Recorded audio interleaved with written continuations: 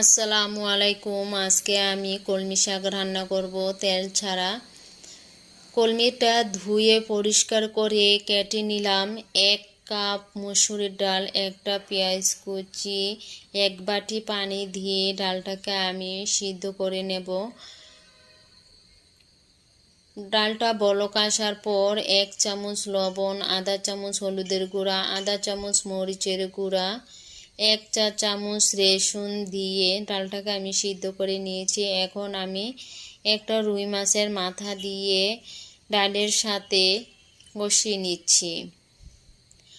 মাছের গন্ধটা যাতে চলে যায়, আমি আর একটু পানি দিয়ে মাছটাকে সিদ্ধ করে নিয়েছি। এখন আমি শাকগুলা দিয়ে দিচ্ছি। শাকগুলা দিয়ে নেড়ে চেড়ে ডালের সাথে শাকগুলা মিশিয়ে নিচ্ছি। শাকগুলা মিশিয়ে বাকি শাকগুলা দিয়ে নেড়ে চেড়ে ডালের সাথে মিশিয়ে নিয়েছি। 5 মিনিট পর শাকটা সিদ্ধ হয়ে এসেছে। আবার আমি নেড়ে চেড়ে দিলাম।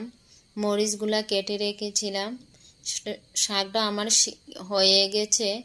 এরকম টাইমে আমি মরিচগুলা দিয়ে নেড়ে চেড়ে মিশিয়ে নিলাম। কত সুন্দর একটা সবুজ সবুজ কালার রয়েছে। আমার শাক রান্নাটা কেমন হয়েছে কমেন্ট করে জানাবেন।